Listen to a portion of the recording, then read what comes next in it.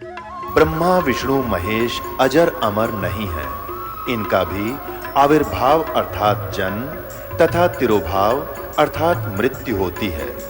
प्रमाण के लिए देखिए देवी भागवत महापुराण।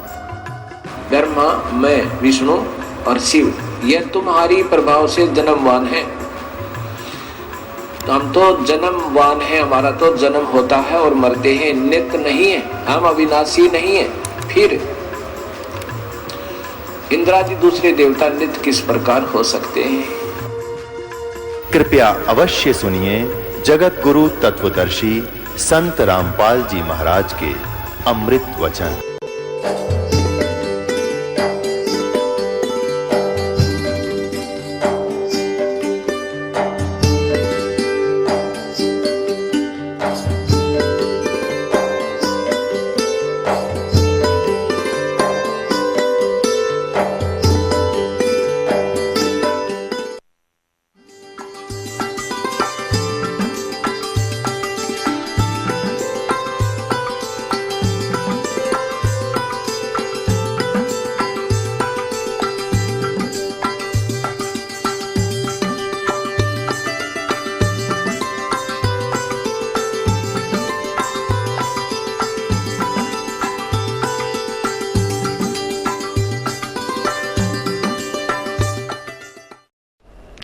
अब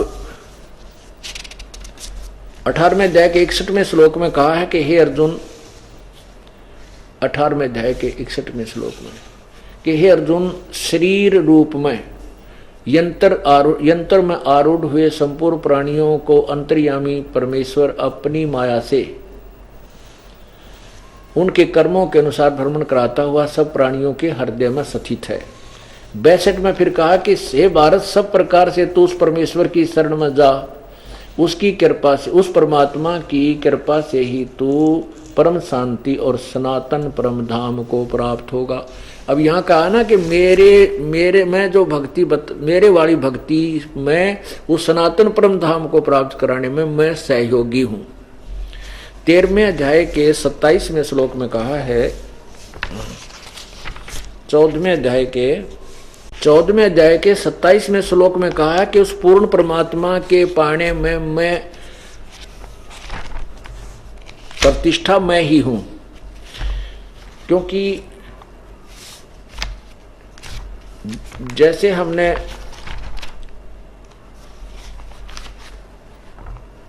अब बीए को प्राप्त करना, बीए में एडमिशन लेना है तो मैट्रिक का सिलेबस सहयोग करता है। मैट्रिक की जो सन्निध हमारी सर्टिफिकेट है वो सहयोग देता है। ये 14वां अध्याय देखिए गीता जी, अध्याय नंबर 14 और ये 27वां श्लोक है। इसमें कहा कि क्योंकि उस अविनाशी परब्रह्म का और अमृत का तथा नित्य धर्म का और अखंड एक रस आनंद का आश्रय प्रतिष्ठा आश्रय मैं हूं। अब देखो, क्योंकि उस अविनाशी परब्रह्म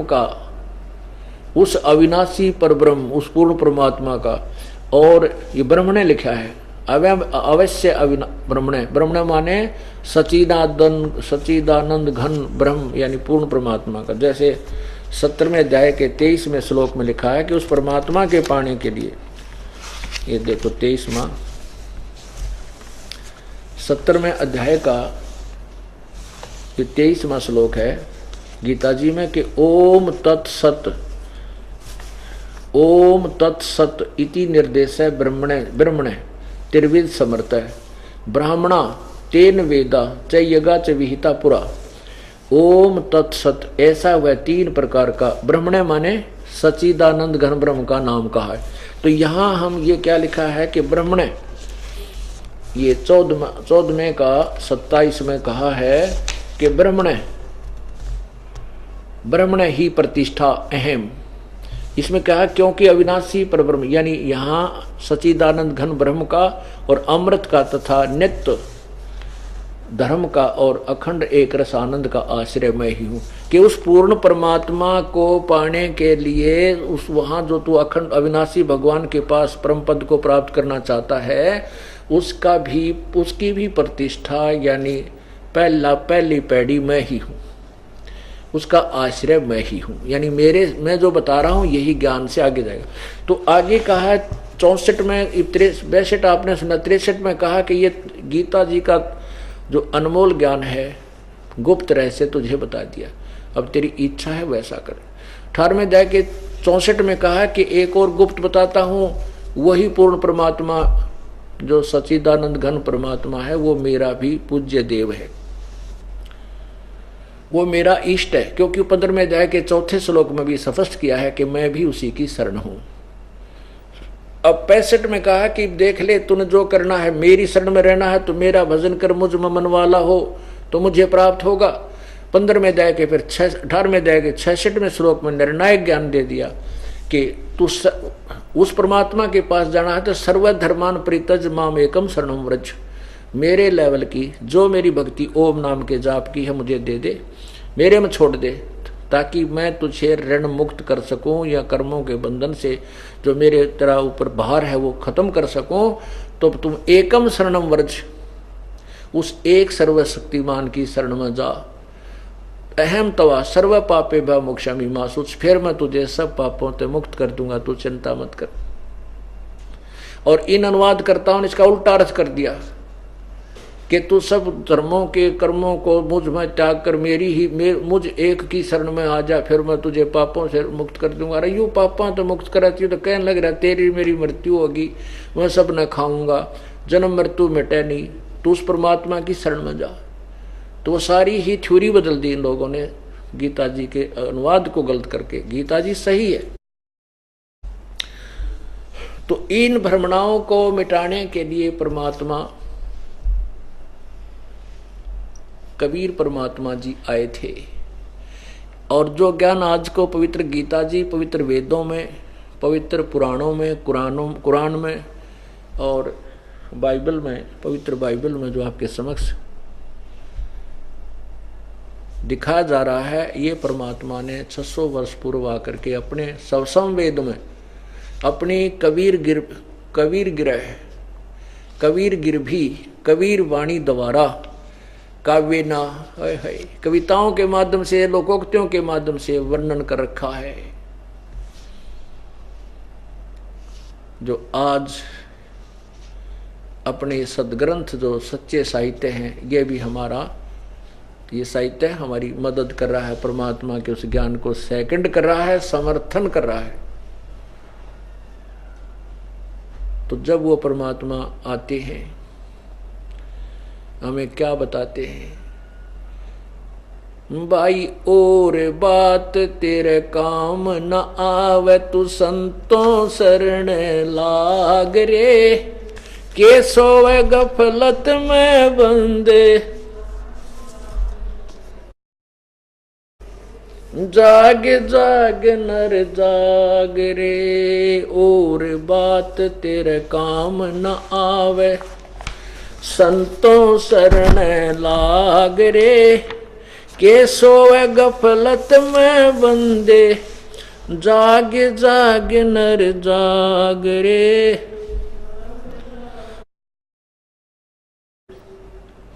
इस तन सराय में जीव मुसाफिर, करता रहे दिमाग रे, तन सराय में जीव मुसाफिर, करता रहे दिमाग रे, रात बसेरा कर ले डेरा, चले सवेरा त्याग रे, चले सवेरा त्याग रे, और बात तेरे काम न आवे, संतों शरण लाग रे, के सोवे गफलत में बंदे, जाग जाग नर जाग रे। उमदा चोला बना अनमोला, ये लगे दाग पे दाग रे, उमदा चोला बना अनमोला, लगे दाग पे दाग रे, 2 दिन की गुजरान जगत में क्यों, जड़े बिरानी आग रे, जड़े बिरानी आग रे, और बात तेरे सोवे गफलत में बंदे, जाग जाग नर जाग रे, जाग जाग नर जाग रे। भाई को बद कांचड़ी चढ़री चित पे, तू होया मनुष्य से नाग रे। को बद कांचड़ी चढ़री चित पे, होया मनुष्य से नाग रे। सूझे नहीं सजन सुख सागर, बिना प्रेम बैराग रे, बिना प्रेम बैराग रे। और बात तेरे संतों शरण लाग रे, क्या सोवे गफलत में बंदे, जाग जाग नर जाग रे। भाई अर सुमरे सो हंस कवावे, कामी करो दी कागरे। हर सुमरे सो हंस कवावे, कामी करो दी कागरे। बोरा न भर में विष के बन में, चल बेगमपुर बाग रे, चल बेगमपुर बाग रे। और बात तेरे के सोवे गफलत में बंदे, जाग जाग नर जाग रे। भाई शब्द सैन सतगुरु की पेछाणी, पाया अटल सुहाग रे। शब्द सैन सतगुरु की पेछाणी, पाया अटल सुहाग रे। नितानंद महबूब गुमानी, प्रगट पूर्ण बाग रे, प्रगट पूर्ण बाग रे। और बात तेरे काम न आवे, संतों शरण लाग रे। के सोवे गफलत में बंदे, जाग जाग नर जाग रे, जाग जाग नर जाग रे। और बात तेरे काम न आवे, संतों शरण लाग रे।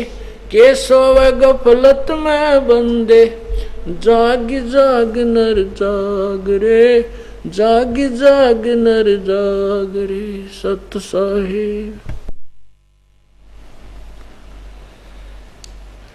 पुण्यात्मा, परमात्मा की वाणी, परमात्मा के विषय में जो संतों ने, जिन्होंने परमात्मा प्राप्त करने की चेष्टा की है, जिनमें ये पूर्व जन्म के संस्कार थे, वो आत्मा तड़फ उठती है प्रभु के लिए। जब तक वो सांसारिक धंधों में लगा हुआ है, लेकिन थोड़ी बहुत कसक फिर भी उसके अंदर रहती है। और जिस समय उसको कोई ऐसा मार्गदर्शक मिल जाता है, परमात्मा की चर्चा सुनाता है कोई अधिकारी, तो उसमें एक विशेष तरफ जाग जाती है। किसमें? जिसमें पूर्व जन्म में कभी भक्ति की हुई है और पूर्व संस्कार की भक्ति विद्यमान है, शेष रहती है। जैसा कि कल आपको बताया था कि दो प्रकार से मानव शरीर प्राप्त होते हैं।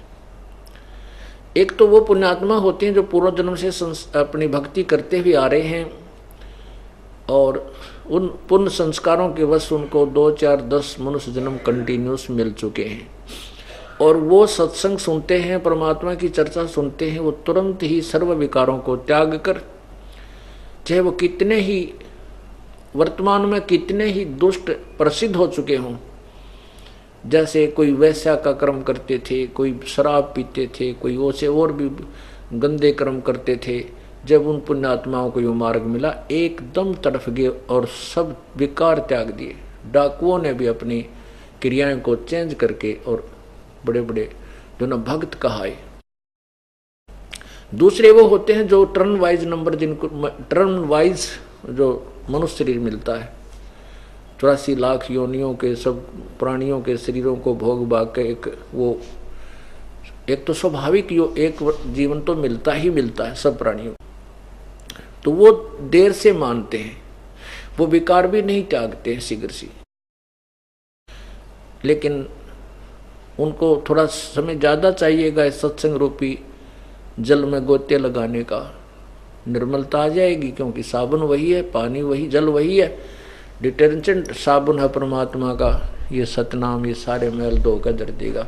पर ज़्यादा मैला कपड़ा उसमें 2-3 बार लगाना पड़ेगा, और थोड़ा मैला है तो एक बार में ही उज्जवल हो जाता है। तो ये जैसे नित्यानंद जी महाराज कौन थे, ये ब्राह्मण घर में जन्म था इनका, जिनका ये जो दास शब्द सुनाता है, ये वैसे ये शब्द, ये जो काव्य है, ये कबीर परमात्मा का है, उनके शब्दावली में लिखा हुआ है। तो इस महापुरुष ने उसके नीचे अपना एक नाम जोड़ रखा। फिर भी हमने तो आपको इस सत्य संदेश को आप तक पहुंचाना है, वो किसी भी माध्यम से आपके पास जाना है। ये सरंज किस्से की वो दवाई परमात्मा कबीर जी वाली है, औषधि वही है, ये आपके कानों के माध्यम से पहुंचानी। और साथ में निर्णायक ज्ञान भी देना है कि जिनको सतमार्ग नहीं मिला, उन्होंने अपना प्रयत्न भी किया, घर भी छोड़ दिए, साधनाएं भी कठिन की, और वो जन साधारण में प्रसिद्ध भी हो गए, और फिर भी जैसे थे ज्यों के तो, एज इट इज नथिंग, उनको कुछ भी प्राप्ति नहीं हुई। कुछ भी का मतलब है कि स्वर्ग में चला गया, देवता बन गया, अपने पुण्यों को खत्म करके फिर 84 में लाख योनियों में गधा बन गया, बता क्या प्राप्त हुआ। कहते हैं ये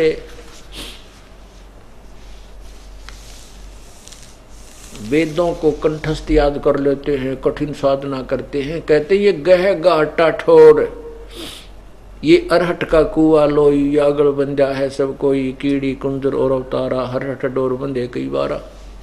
ये चतुर्भुजी भगवान कहाँ में, अरहट डोर बंधे सब में। अरहट डोर का अर्थ है स्वर्ग गया, यहाँ पुण्य किए स्वर्ग गया, पुण्य के आधार से। फिर पाप भी यहाँ 7 पैरेलल होते हैं, उन पापों का अकाउंट अलग होता है, उसके लिए उसको भोगने के लिए नरक गया, उसके बाद 84 लाख योनियों में फिर आ गया, फिर कभी मनुष्य शरीर मिला तो फिर पुण्य पाप जैसे बने, फिर गया फिर आया, फिर गया फिर आया। तो इससे ये नथिंग है, कुछ नहीं है। जैसे कि आपने महावीर जैन जी का इतिहास पढ़ा, उसमें 80 लाख बार तो वो देवता बने, और 30 करोड़ बार गधा, 60 करोड़ बार गधा, 30 करोड़ बार कुत्ता, 20 करोड़ बार बिल्ली, रत रग जो भाई, और गिनती नहीं। तो क्या हुआ, नथिंग, वहीं का वहीं फिर जैसे थे। तो उसके लिए ये पुण्यात्मा ब्राह्मण जन्म घर में जन्म था नित्यानंद जी, और बचपन का नाम नंदलाल था। इनका बीरबल खानदान से संबंध बताते हैं।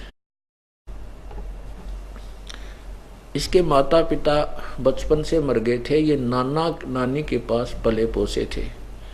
इनके नाना जी नारनौल के नवाब के यहाँ कोई उच्च पद पर विराजमान थे।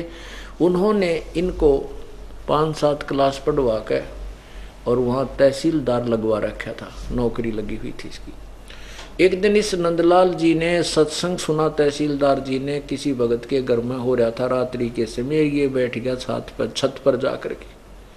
अब इसने वो रात्रि के समय सत्संग हो रहा था, एक महापुरुष था गुमानी दास, और वो चरणदास परंपरा, वैष्णव परंपरा का साधु था। वैष्णव चरणदास जी की परंपरा दिल्ली के अंदर है, और चरणदास जी को सुखदेव ऋषि आकर मिले थे, वहाँ स्वर्गलोक से आकर के। चरणदास जी एक भगत था, उसने उसको आकर के सुखदेव जी मिले थे, और उनको फिर ये अपना ज्ञान दिया और जैसा भी उपदेश दिया। तो सुखदेव ऋषि जी स्वर्ग में है, और उसने आकर के उस चरणदास जी को अपना शिष्य बनाया। उसके आधार से फिर वो वैष्णव परंपरा चरणदास जी की चली। उसी परंपरा से ये गुमानी दास जी वैष्णव संत थे। अब सत्संग के अंदर ज्ञान तो ये सभी परमात्मा पाने का वही बताते हैं कि भगवान के बिना, भक्ति के बिना क्या हानि है, भगवान की भक्ति करने से क्या लाभ है, ये तो सभी बताते हैं। लेकिन वो परमात्मा कौन है जिससे पूर्ण मोक्ष होता है, उसके पाने की विधि क्या है, ये उनके पास नहीं है। फिर भी जिस आत्मा ने जैसा भी ज्ञान सुना, उसके अंदर तरफ पुरानी होती है, वो एकदम फड़क जाता है, एकदम दृढ़ हो जाता है, उस परमात्मा की तरफ पाने के लिए तरफ जाता है। इस काल ने ये जाल फैला रखा है कि आत्मा या तो भक्ति करे, नहीं करे तो शास्त्र विरुद्ध करे, और मेरे ही जाल में फंसी रहे। तो गुमानी दास ये नंदलाल जी जो थे तहसीलदार जी पुरानी भक्ति युक्त थे, रात्रि का सत्संग सुना था, उसी में तड़फ गए और इतनी तड़फ गए कि ये उपदेश तो लेना चाहिए, नहीं तो जीवन व्यर्थ हो गया तेरा। कहते एक के चोट सिधारिया जिन मिलन दाचा, वो तो एक जिनको परमात्मा पाने की इच्छा है, सच्ची लगन है, वो तो एक चोट में अर्थात एक ही बार की वार्तालाप से सुलझ जाते हैं। उसको इतना उमंग होगी कि भाई मनुष्य जीवन तो बर्बाद हो जाएगा, और ये बार बार मिलता नहीं। जैसे सत्संग के अंदर स्वामी जी ने सुनाया तो वो उसने सुना। अब उसके काल ने कैसी बाधाएं डाल रखी उस पुण्यात्मा के अंदर के। एक तो ब्राह्मण, आज से 250 वर्ष पहले की बात है, जब छुआछूत चरम सीमा पर थी। और फिर ऊपर से एक अधिकारी तहसीलदार, उस समय तहसीलदार की वैल्यू आज के डिप्टी कमिश्नर से भी ज्यादा होती थी। और फिर वहां एक जनसाधारण के पास बैठे हों, जनसाधारण वहां किसी के पास जाके नतमस्तक होना, और फिर आसपास के लोग क्या कहेंगे कि वो तहसीलदार वहां गया था। इस तरह की उसके अंदर जो है मरोड़ी लगी हुई थी। पर वो आत्मा की जो भक्ति का जो दबाव था वो उसको टिकने नहीं दे रहा था। तो उसने निर्णय लिया कि सुबह जल्दी चला जाऊंगा, तब तक नगरी का कोई भी व्यक्ति वहां नहीं पहुंचा हुआ होगा स्वामी जी के आश्रम में, जो कि नारनौल से थोड़ी सी दूरी पर उनका आश्रम था। 1-1.5 किलोमीटर की दूरी पर स्वामी गुमानी दास जी का आश्रम था। तो वहां जाकर के शीघ्र नाम ले आऊंगा, किसी को पता नहीं चलेगा। इस उद्देश्य से वो सुबह उठा, घोड़े पर सवार हुआ। उसमें कारें नहीं होती थी, यही उत्तम सवारी घोड़ा होता था अधिकारियों के लिए, या ऊंट होता था, जैसे आगे राजस्थान में गहरा चला जाए तो। घोड़े पर चढ़ा जा रहा था। उधर से गुमानी दास जी श्याम ने तो जब सत्संग कर रहे थे तो सिर पर पर्दा बांध रहे थे, वो अपना टोप टाप सा मुंडा लगा रखा था, कोई कपड़ा, और उसने मूंड मुंडा रखा था। वैष्णो साधु थे, कति ताजा उस तरह फिरा रखा था सिर पे, मूछ माछा पे भी सारा। और वो सुबह उठकर घूमने के लिए अपने आश्रम से दूर तक उसी रास्ते आ रहे थे, गांव वाले साइड में। तो उधर से ये नित्यानंद जी जा रहे थे। ब्राह्मण तो थे, ब्राह्मण सोन को सोन गणे मान्या करते, पहला सुकून अपसुकूनों को बड़ा ध्यान देते थे, वैसे तकरीबन सभी देते थे। तो आगे उस नंदलाल जी ने, नित्यानंद जी ने देखा, तहसीलदार जी ने, कि एक आदमी मूंड मुंडाए हुए आ रहा है। और मूंड मुंडाए को अपशकुन मानते थे, जिस काम में जावर आगे कोई कचकोला कढ़ाई पा जाता तो वो देख ले तो काम बने को नहीं, ऐसी धारणा थी। तो उसने सोचा, देखियो मनुष्य की आ गया सुबह सुबह, मेरे आगे कौन है, और इसने तो सारा काम बिगाड़ दिया। उसके लिए एक विकल्प यही था, या तो उल्टा जावे, वो वापस हो ले, और वापस वो हो नहीं सकता क्योंकि उसके अंदर पुरानी भक्ति का इतना दबाव था कि वो नो का नाम तो लेकर आऊँगा और भक्ते उठ के आया हूँ, आज सूत बैठ जाएगा। तो फिर उस शकुन को ख़त्म करने का, निष्क्रिय करने का तरीका क्या था? उसने सोचा इसका 2-3 सिर में टोले मार दूँ, हैं, मेरा शकुन ख़त्म हो जाएगा। तो घोड़ा रोक के उस संत के पास न बोला, मनु से मैं जा रहा था आज एक बहुत ही इम्पोर्टेंट काम के लिए जा रहा था, और तू कहाँ मर रहा सुबह सुबह मेरे सामने है, तने मेरे शुभ काम में जो है ना अब शकुन कर दिया। तो उसके सिर में 2-3 ऐसे मारे, टोले मार दिए। अब वो महात्मा जो गुमानी दास जी वो देख रहे थे, भाई कोई अधिकारी आ रहा है, शिक्षित आदमी है, बड़ा भगवान सा दिखा है, घोड़े वाला तो आदमी अच्छा ही होगा। फिर उन्होंने सोचा ये मूर्ख ने यूँ कह करा, बता बे मतलब मेरे सिर में बालका की तरह टोले मार दिए। पर एक शब्द कुछ कह रहा था कि आज मैं वेरी इंपॉर्टेंट काम के लिए जा रहा था, तो किताब मेरे आ गए, मैंने अपनी जिंदगी का सौदा करना था। तो साधु संतान ने तो कोई कुछ कह रहा है, कोई कुछ कह रहा है, कोई गाली दे रहा है, कोई भोजन खवा रहा है, कोई जय जयकार कर रहा है, सब सहन होती है। वो आगे निकल गया, वो तो घूमने के दृश्य से आगे निकल गया। तो वो उधर से नंदलाल जी पहुंच गए आश्रम में। आश्रम में वृक्ष के घोड़ा बांध दिया और जाकर के भक्तों से, जो 2-4 भक्त वहाँ थे, उनसे पूछा भी महात्मा जी कहाँ हैं, मैंने आज उपदेश लेना है। भक्त बोले आ जाओ, बैठ जाओ साहब जी, कि अभी आएंगे, नहाने धोने गए हैं, स्नान आदि करके। ये उनका आसन लगा हुआ था, वहीं कुछ बोरी बारी दरी बिछा रखी थी, वहाँ वो बैठ गया तहसीलदार साहब। अब वो महात्मा जी घंटे आध घंटे में नहा धो के और आकर के जब वो सामने बैठे उस आसन पर जहाँ नंदलाल बैठा था, अब देख लिया उस महात्मा ने भी घोड़ा बंध रहा, सामने का आदमी वही है खरा जो तेरे सिर में इसने टोले मारे थे। और जब वो सामने आकर बैठा वो महात्मा, तो समझ गया वो भी तहसीलदार साहब भी गई, तो बात बिगड़ गई, तो महात्मा जी की गड़बड़ होगी। अरीब के बताइयो नाम देख ना दे, अंदर अंदर से प्रार्थना करता है परमात्मा बहुत गलती हुई मेरे से। तो तब उसने एक उदाहरण दिया, क्योंकि वो देख कर नीचे गर्दन कर ली नंदलाल जी ने, तहसीलदार साहब ने, अकब के कहूँ मैं इससे नाम दे दे। महात्मा जी भी जान गए, भगत शर्मा गया।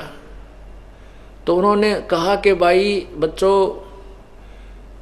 एक व्यक्ति बाजार में जाता है, कुम्हार के यहाँ जाता है, और 1-2 अन्नों का अन्य हुआ करते, अर्थात 1 रुपये का यानी 2 रुपये का मान, 2 रुपये का घड़ा लेने जाता है मटका,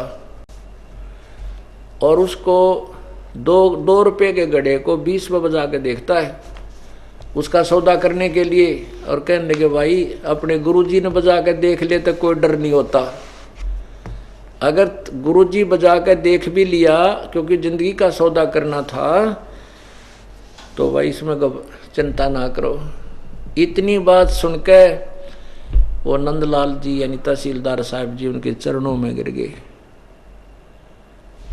और अक्षमा याचना की, महात्मा जी मेरे से कति भूलवश हुआ है, कल आपका मैंने सत्संग सुना और मेरे पर रात को मुझे नींद नहीं आई, और मैंने मन बना अपनी सारी आत्मकथा सुना दी उसने। और स्वामी जी इब आपके चरणों में पड़ाइए दास, बक्सो चाहे मारो। तब सीने से लगा लिया उस महापुरुष ने और कहा ले बेटा उपदेश ले और नाम जपा कर। अब उसके बाद फिर कुछ दिनों के बाद उसकी पत्नी की मृत्यु होगी। माँ बाप पहले नहीं थे। अब नित्यानंद जी कहते हैं कि और चोट लगी और वैराग्य हो गया कि संसार तो भाई नकली सांग है, कुछ सौदा नहीं। पहले तो अनाथ था, नाना नानी का पड़ा, माँ बाप सिर पर नहीं, माँ बाप का पंजा नहीं रहा। और अब यह पत्नी मर गई, अब मैंने तो केवल परमात्मा ही पाना है, इस जन्म मृत्यु के झंझट से पीछा छुटवाना है। अब पुण्यात्माओं, अगर को नालायक सा होता जिसमें पिछले जन्म की भक्ति ना होती तो नाम छोड़ देता, देख मेरी पत्नी मर गई, किसा नाम होया, और उसके दूना दृढ़ विश्वास हो गया कि तो कुछ भी सांग को ना, आज अब पत्नी मरी कल मैं भी मरूंगा। परमात्मा कहते हैं समझे ना मूर्ख लोग, और जब अपने को भी मरना होगा करा किसका सोग। यदि हमने ना मरना हो तो फिर चिंता करा, ये तो भाई गलत मर गया, आज कल यूं मरा है तो आज ये मरा है तो 2 दिन पीछा अपना भी काल के मुंह में जान का नंबर है। साथी हमारे चले गए भाई हम भी चालन हारे, कोई कागज में बाकी रह रही तात लगी है वार। काकभूषण की कथा सुनी। अब काकभूषण कहता है कि शुक्र है वो मेरा सारा परिवार नष्ट हो जाने से मुझे भगवान का मार्ग मिल गया, यदि वो चोट ना लागती तो मैं भगवान के मार्ग में नहीं लगता, वो सबसे बड़ा दुर्भाग्य होता मेरा, और उससे पहले मैंने लाखों करोड़ों जन्म बर्बाद कर दिए थे इसी तरह। तो पुण्यात्माओं, परमात्मा के मार्ग को बहुत गहनता से सोच करके चलना, निकाल पग पग पर जो है ना कुहाड़ा मारता है इस भक्ति रूपी पेड़ को काटने के लिए, समाप्त करने के लिए। तो नित्यानंद कहता है, उस नित्यानंद ने इस चोट को पॉजिटिव ढंग से ले लिया, और नालायक होता को भक्तिहीन होता कहता के दरिया भक्ति में मेरी पत्नी मर गई। परमात्मा कहते हैं मात पिता मिल जाएंगे, मात पिता मिल जावेंगे 184 माँ। भाई सतगुर सेवा और ये बंदगी फेर मिलन की ना। इस आधार से नित्यानंद जी ने नौकरी भी त्याग दी और यहाँ एक दादरी के पास डिस्ट्रिक्ट भिवानी के अंदर एक जटेला जोड़ है, तालाब होता था, उसमें 4-5 गांवों की सीमा एक स्थान पर मिलती थी। कुछ क्षेत्र था ऐसा कोमन सा, उसमें जंगल था, वहां आकर साधना की। अब साधना तो उसने क्या की वो तो हम बताएंगे, लेकिन अन्य जनसाधारण से तो उसने अपने हिसाब से ठीक की और वो स्वर्ग तक पहुंच गए। फिर 84 लाख योनियों में कंपलसरी आएंगे। फिर भी उसी को आधार मानकर हमने देखो, खेल के मैदान के नियम तो सिमिलर होते हैं, चाहे डिस्ट्रिक्ट लेवल पर खेलें, चाहे फिर स्टेट लेवल पर खेलें, चाहे फिर जो ना अपना अंतर्राष्ट्रीय स्तर पर खेलें, नियम वही होते हैं। तो उन्हीं नियमों को बताते हुए आपको उस पूर्ण परमात्मा इंटरनेशनल लेवल की खिलाड़ी हो आप, आपके लिए भी वही नियम लागू हैं। अब वो क्या कहते हैं, नित्यानंद जी को जब ज्ञान समझ में आ गया, कहते सिर सौंप्या गुरुदेव को सफल होया यो शीश, नित्यानंद इस शीश पर आप बसे जगदीश। अब नियम वही है, परमात्मा को कहते गुरुदेव को समर्पण कर दिया, अब यो शीश सफल हो गया मेरा, अब चाहे वो किसी तरह रखे। और अब इस शीश के ऊपर परमात्मा स्वयं रक्षक हैं इसके। अब उसने किस परमात्मा को शीश समर्पण किया, कहते हैं जो जाकी सरना बसे ताको ताकी लाभ, ताको ताकी लाज, और जलसु ही मछली चढ़ जाइए बह जाते गजराज। जिसने जिसकी शरण ली है वो उसका रक्षक बनता है, जितनी उसकी सामर्थ्यता है, जितना उसका सामर्थ्य है। जैसे आपने तहसीलदार से मित्रता की और आपकी उसकी खास घनिष्ठ मित्रता, जब बात बनती है कोई भी किसी से कीजिए आप, तो आप जब उसके मिलने जाओगे तो वो केवल इतना काम कर सके कि आपकी रजिस्ट्री आपके ऑफिस में बैठा करके सारे काम क्लर्कों के द्वारा 2 मिनट में करा के और आपकी रजिस्ट्री कर देगा। इसके आगे तहसीलदार का कोई ब्योंत नहीं है कि आपको और कोई राहत दे। रजिस्ट्री के रोज करवाम जिंदगी में एक आध बार हो पाएगी, तो इतना ही राहत वो कर सकता है। अब इसी प्रकार हम किसी अन्य बड़े अधिकारी से करें तो जितना उसका सत्र है उतना लाभ देगा, उसका क्षेत्र है, क्षमता है। ऐसे ही तो ऐसे हम जिस भगवान की जिस इष्ट की पूजा करते हैं उसमें जितनी सामर्थ्यता है उतना ही लाभ आपको दे देगा। लेकिन जन्म मृत्यु का रोग नहीं कटे, और इसके कटे बिना ये दुख नहीं मिटे, ये तो दीर्घ रोग लगा हुआ है। तो नित्यानंद जी ने जिस भी इष्ट का साधना की उसने उसके साथ रहा। जैसे वैष्णव साधक थे, विष्णु जी की उपासना की, उनको जितना राहत थी उनको देते रहे, लेकिन मोक्ष नहीं। अब क्या बताते हैं वो, फिर हमें उससे शिक्षा लेनी है। क्या बताते हैं कि ब्राह्मण कुल में जन्म था मैं करता बहुत मरोड़े, गुरु गुमानी दास ने यो दिया को भदगढ़ तोड़े। एक तो उच्च जाति का अभिमान ब्राह्मण, और फिर एक राजमय हिस्सा तहसीलदार। तो यहाँ कहते हैं यह कोबद का गढ़ था, यो भक्ति नहीं करने देता, मोक्ष नहीं प्राप्त होने देता। वो कोबद का गढ़, वो किला, कहते उस संत ने तोड़ दिया। महापुरुष के वचनों से मुझे ज्ञान हो गया और अधीनी आ गई और परमात्मा के पाने का रास्ता प्रशस्त हुआ। ब्राह्मण कुल में जन्म था मैं करता बहुत मरोड़, और गुरु गुमानी दास ने यो दिया कोबदगढ़ तोड़े। संतों के बिना ये कोबदगढ़ नहीं टूटता। हमने किस भगवान की भक्ति करनी है वो तो तत्वज्ञान से प्राप्त होगा, लेकिन तत्वज्ञान से हमें ज्ञान होगा, परंतु मर्यादा जो की तो है। चाहे आप किसी भी इष्ट की साधना कीजिए, गुरु बिन नहीं हो सकती। और फिर आधीनी प्रथम हो, सच्ची लगन हो, सच्ची श्रद्धा हो, और हठ योग से परमात्मा प्राप्ति नहीं होती। अन्य सिद्धियां आदि आ जाती हैं जो जीव की शत्रु होती हैं।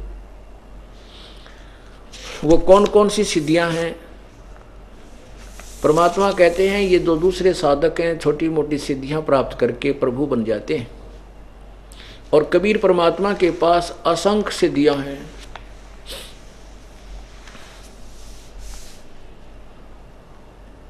सब पदवी के मूल हैं, सकल सिद्धि हैं तीर, दास गरीब सतपुरुष भजो वो अविगत कला कबीर। सब पदवी के मूल हैं, यानी सभी उपाधि जो होती हैं, जैसे कोई ब्रह्मा विष्णु शिव या कोई देव पद है, कोई धर्मराय है, बन्ना है, यहाँ पर कोई भी भगवान है, कहते सबके मूल, सबके यानी जड़, उसके पास सब वाली पावर है। जैसे प्रधानमंत्री के पास सब पावर्स होती हैं। और सकल सिद्धि हैं तीर, सारी सिद्धियां असंख्य, और उनमें से मुख्य मुख्य 24 सिद्धि हैं जो कबीर परमात्मा की इस भक्ति, सत भक्ति, सतनाम यानी सार नाम से, और सतनाम और सार नाम से सिद्धियां आनी शुरू हो जाएंगी, लेकिन उनका प्रयोग नहीं करना अपन, कत्ती भूल कर भी। यही हमारे लिए शत्रु बन जाएंगी। जैसे सारनाम मिलने के बाद आप किसी को थोड़ा बहुत आशीर्वाद दे दोगे, कोई कहने लग जाओगे, उससे लाभ होना शुरू हो जाएगा, लेकिन आपकी जेब कटती चली जाएगी। ये भूल नहीं करनी है हमने, ये अपना हर तरह से इस कमाई को बचा कर रखना, नहीं तो यहीं फिर कई युगों का काम फिर बढ़ जाएगा। तो उसके बाद क्या कहते हैं परमात्मा के हमारे नाम से, आपके सतभक्ति से 24 सिद्धि आवेंगी, लेकिन 24 सिद्धियों को भी आपने प्रयोग नहीं करना, इनको तो विष समझ लेना। शब्द महल में सिद्ध 24, हंस बिछोड़े विश्वे बीसा। हमारा जो सतनाम है, सारनाम है, इससे फिर आपको सिद्धियां आ जाएंगी। 24 सिद्धियां हैं, और ये जीव को भगवान से पक्कम पक्का दूर करेंगी। इसलिए आगाह किया जाता है कि ना किसी को बुरा कहना है, यूँ भी नहीं कहना भाई इतना नाश हो, इतना कीड़े पड़ियो। ये भी फिर उसको आपका वचन फलन लग जाएगा, उसको हानि हो जाएगी, और आपके पाप बढ़ जाएंगे, कमाई समाप्त हो जाए। कभी नहीं कहना। परमात्मा बावड़ा नहीं है, अनजान नहीं है, उसका विधान बहुत अटल है। जो जैसा करेगा उसको फल अवश्य देगा। आपके साथ कोई बुरा कर रहा है तो करने दो, आपको पता है कि तो कांटों में हाथ मार रहा है, बिजली को छू रहा है। परमात्मा कबीर जी कहते हैं, कबीर साहब कहते हैं कि कबीर कहे मेरे संत को दुख ना दीजिए कोई, और मेरा संत दुखाए मैं दुखी, मेरा आपा भी दुख होए। पहुंचूंगा छिन एक में जन अपने के काज, हरणक सिपी जो मार दो मैं नरसिंह धर लूं साज। जो बच्चा गौ की नजर में यूं साईं को संत, और भक्तों के पीछे फिर यो भक्त वचल भगवंत। तो परमात्मा कहते हैं कि मेरे संत को कोई तंग मत करना, उसके तंग करने से मैं दुखी होता हूँ। और कहते हैं एरनाकुश उदारिया मैं ही मारा कंस, और जो मेरे भक्त को सतावेगा उसका खो दूं वंश। तो हम क्यों चिंता करें, हम क्यों बुद्धवादी, क्या भगवान अनजान है? कहते हैं चीटी पायल बाजे पैर, साहिब सुनता है सब लहर। अब कीड़ी का चीटी का भी कोई पायल बना दे, पहले तो चीटी की पायल क्या, और पायल यानी वो झंझन बन जा घुंघरू। पायल चीटी के पैर के घुंघरू बनेंगे कैसे, अर्थात नॉइसलेस, उसका शोर हो ही नहीं सकता, हम सुन नहीं सकते। और वो भी मान ले बना के बांध देता और उसका भी आवाज हो। चिट्टी के पैर की भी खुड़के को भगवान सुनता है। तो कहते हैं फिर हम चिंतित क्यों हो? चिट्टी पायल बाजे पैर, साहिब सुनता है सब लहर। तो उसके लिए हमने किसी को दुआ बद्दुआ नहीं देनी चाहिए। हम रास्ता बता सकते हैं। आप दुखी हैं, आइए हमारे सतगुरु के पास और उपदेश लीजिए, भक्ति कीजिए। उसके लिए आप अपनी तरफ से कुछ कहने लग जाओगे, मैं उसने यूँ कर दूँ, मैं उसके नाम का ये जाप कर दूँ, तो आपकी कमाई नष्ट होने लग जाएगी। तो आपने एक बिजनेसमैन भी पक्का बनना है, इसमें लोभी बनना है। वैराग नाम है त्याग का 5-25वां। ये सब लोभ क्रोध अहंकार अंदर ही रखना है, इन्हीं में हमने वैरागी जो है ना वैरागी बनना है। कैसे? लोभ करे तो यो करे कहीं तेरी कमाई ना खर्च हो जा, बेईमाना करे तो यो करे क्यों अपनी बर्बाद करूँ मैं कमाई को। इसको रास्ता बता दिया, भगवान से नाम लिया अपना आप है, भगवान इसको रात दे। तो हम ऐसे ही उलझते रह जाते हैं। हमारे अंदर दया भाव साधु में बहुत होती है और ये दया हमारी शत्रु बन जाती है। जैसे राजा जनक जी बहुत पुण्यकर्मी राजा थे, आत्मा थी। रास्ते में जहाज में जा रहे थे अपने स्वर्गलोक को, रास्ते में एक नरक था। उस नरक के साथ से उसका विमान निकाल दिया। उस नरक में 12 करोड़ आत्माएं अपना पाप भोग रही थी, हाहाकार मचा था। राजा जनक ने कहा कि विमान रोको। विमान रोक दिया। कहा कि ये क्या आवाज़ आ रही है, ये कैसी दारुण आवाज़ चीख आ रही है, कारण बताओ। उनके साथ जो गए थे भगवान के देवदूत, उन्होंने बताया कि राजन यहाँ एक नरक है और उसमें ये करनी भरनी अपनी भोग रहे, ये उन नरक में दुख पा रहे प्राणियों की चीखें हैं। राजा जनक ने कहा कि इन सबको छोड़ दो। देवदूतों ने कहा कि यहाँ आपका हुक्म नहीं चलता, या तो धर्मराज का हुक्म चलेगा।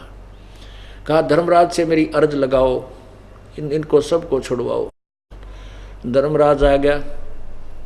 धर्मराज ने यानी न्यायाधीश ने कहा कि राजन आप चलिए अपने स्वर्ग में, ये अपने करनी का भोग रहे हैं, ये नहीं छोड़े जा सकते। तो राजा ने कहा, जनक ने कहा कि मुझे भी यहीं छोड़ दो, मैं भी यही रहूँगा, मैं नहीं जाता आगे। अब न्यायाधीश ने कहा, धर्मराज ने कहा कि इसका एक विकल्प है, आप अपने आधे पुण्य दे दीजिए, हम इनको छोड़ देंगे। राजा बोला तथास्तु, मैंने आधे दे दिए, मुझसे नहीं देखा जाता इनका ये बुरा हाल। अब अपने आधे पुण्य दे दिए, संकल्प कर दिए। वो 12 करोड़ आत्माएं नरक से निकाल कर स्वर्ग भेज दी उसी के सामने। वो राजा जनक दयालु संत होते हैं, वो भी विमान में बैठ कर स्वर्ग चला गया। अब यहाँ निर्णायक ज्ञान शुरू होता है, इसको तत्व ज्ञान कहते हैं, इसको नीर खीर छानना कहते हैं। दूध और पानी यहाँ छनता है कि जब तक राजा जनक द्वारा दिए हुए पुण्य उन नरक भोग रहे प्राणियों के साथ रहेंगे, तब तक तो वो स्वर्ग में रहेंगे। जब वो पूंजी समाप्त हो जाएगी पुण्यों की, वो पाप उनके ज्यों के त्यों रखे, उनके कारण फिर नरक में आना होगा। और उधर से राजा जनक आधा खाली कर दिया, नष्ट कर दी उसने अपनी कमाई। फिर वो क्या बने? वो नानक जी के रूप में वही आत्मा अवतरित हुई। राजा जनक के समय उनके सामने नौकर खड़े रहा करते थे, फिर स्वयं नानक जी वही राजा जनक वाली आत्मा श्री नानक जी बनकर सुल्तानपुर में एक नवाब के यहाँ स्वयं नौकर लगे। तो पुण्यात्माओं, इस निर्णायक ज्ञान से और इस रोशनी में इस टॉर्च को साथ रख के चलना है परमात्मा के तत्व ज्ञान को, तब आप ठोकर नहीं खाओगे, मार्ग पर चलते रहोगे। तो यहाँ क्या बताते? शब्द महल में सिद्धि 24, अंश छोड़े विश्व 20। उन सिद्धियों की प्रकार बताई है। एक सिद्धि सुरदेव मिलावे, एक सिद्धि मन वृत्ति बतावे, एक सिद्धि हो पवन स्वरूपी, एक सिद्धि हो वे अनुरूपी, एक सिद्धि निस्वासर जागे, एक सिद्धि सेवक हो आगे, एक सिद्धि स्वर्गापुर ध्यावे, एक सिद्धि जो सब गट छावे, एक सिद्धि सब सागर पीवे, एक सिद्धि जो बहुजुग जीवे, एक सिद्धि जो उड़े आकाशा, एक सिद्धि परलोक के वासा, एक सिद्धि कष्ट तन जारा, एक सिद्धि तन हंस निहारा, एक सिद्धि जल डूब न जाई, एक सिद्धि जल पैर न लाई, एक सिद्धि बहुचोले धारे, एक सिद्धि नितत विचार, एक सिद्धि पांचों तत् नीरम, एक सिद्धि जो बज्र शरीरम, एक सिद्धि पीवे ना खाई, एक सिद्धि जो गुप्त छिपाई, एक सिद्धि जो ब्रह्मांड चलावे, एक सिद्धि सब नाद मिलावे। एता खेल खिलारी खेले, सो हम हंसा प्रगट बेले, 24 को ना दिल चावे, सो हंसा सतलोक सिधावे। 24 को ना दिल चावे, सो हंसा शब्द अतीत कहावे, प्रासिद्धि पूर्ण पटरानी, सतलोक की कहूँ निशानी।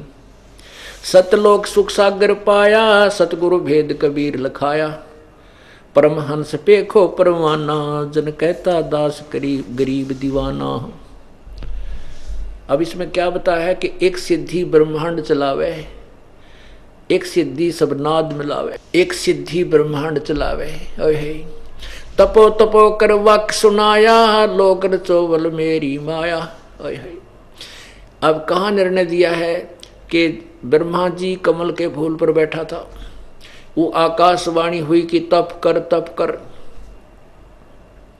1000 वर्ष तक तप किया, फिर कहा कि अब तू लोक रचना कर, यानी सृष्टि कर। तपो तपो कर वाक सुनाया, लोक रचो बल मेरी माया। लोक रचन एक सिद्धि है, वो ब्रह्मा को दीन। 1000 वर्ष के तप करके ब्रह्मा ने क्या प्राप्त किया? जीवों की उत्पत्ति करने वाला एक सिद्धि प्राप्त की वचन से। और फिर आप देख पढ़ कर देखना विष्णु पुराण, ईब समझ में आवेगी। ब्रह्मा जी कहते हैं, मैं एक दिन बैठा था और मेरे नाक के ऊपर से एक छोटा सा चमकीला सा बरहा, छोटा सा मक्खी से थोड़ा सा बड़ा, मेरे श्वास के अंदर से मैंने छींक आई, उसमें से निकला और वो देखते देखते बहुत बड़ा हो गया। बरहा माने सुअर। और फिर उसने जाकर के उस शंखासुर को मारा जो वेद चुरा ले गया था, वो वेद लिया काट के। तो अब ऐसे ही कहता, मैंने एक बार मेरे वचन से निकला, उससे राक्षस उत्पन्न हो गए, वह मुझे मारने के लिए बाजे में भाग लिया। फिर उनमें से कुछ एक ने कहा भाई मत खाओ, एक का खाओ, इस तरह। तो वो 92 ब्रह्मा की होगी वह सिद्धि प्राप्त करके। तो कहने का भाव है, एक सिद्धि ब्रह्मांड चलावे। लोक रचन एक सिद्धि है जो ब्रह्मा को दीन, वो लोक रचन की सिद्धि। एक ब्रह्मांड चलाने की है, वो काल ने स्वयं तप करके प्राप्त की हुई है। आगे बताया कि एक सिद्धि निस्वासर जागे, एक सिद्धि सेवक हो आगे। एक गांव में एक कबीर पंथी नाम कहलाते हैं वह, और गीसा पंथी। वो पुराने समय की बात है, सैकड़ों वर्ष पहले एक संत वहाँ एक गांव में आकर बैठ गया जंगल बनी में। तो वो दिन रात जागता रहता था, सोता नहीं था। तो वहाँ के आसपास के क्षेत्र के लोगों ने देखा कि ये महात्मा 4 दिन हो गए भाई, मैंने देखा ये सोता नहीं कभी भी। और भी लोगों ने छुप छाप कर देखा, उसके पास बैठे रहे दिन रात, ड्यूटी लगा दी, तुम भी रहना, इतने समय तक तुम रहना। तो उन्होंने 10, 15, 20 दिन देखा, वो कतई नहीं सोया था, जागता रहता था। इसी के कारण वो एक संत पाक गया, उसका आश्रम बना दिया और पूजा शुरू होगी। बताया कोई बात हुई? वो जागे नहीं, जागे चाहे सोया, जो भक्ति नहीं करी तो बात वही की वही है। तो यहाँ परमात्मा कहते हैं कि एक सिद्ध ये 24 को नाम दिल चावे, सो हंसा शब्द अतीत कहावे। कहता वो अपने शब्द को, अपनी कमाई को बचाए हुए है और वही सतलोक जाएगा और दूसरा नहीं जा सकता। तो पुण्यात्मा, इस प्रकार आप सत्संग सुनते रहिए, इस तत्व ज्ञान से परिचित हो जाइए और अपना कल्याण करवा लो। परमात्मा कहते हैं, ये संसार समझदा नहीं, कहंदा श्याम दोपहरे नो, गरीबदास ये वक्त जात रोगे इस पैरे नो। ये समय हाथ से छूट गया, फिर नहीं मिलेगा। सुअवसर दिया है मानव शरीर और फिर ये तत्व ज्ञान, और ये दास आपके सामने बैठा दिया वो जड़ी देने के लिए, जो सरजीवन बूटी है, जो जन्म मृत्यु के रोग को सदा के लिए काट देगी, उसको प्राप्त करके अपना कल्याण करवाओ। सत साही।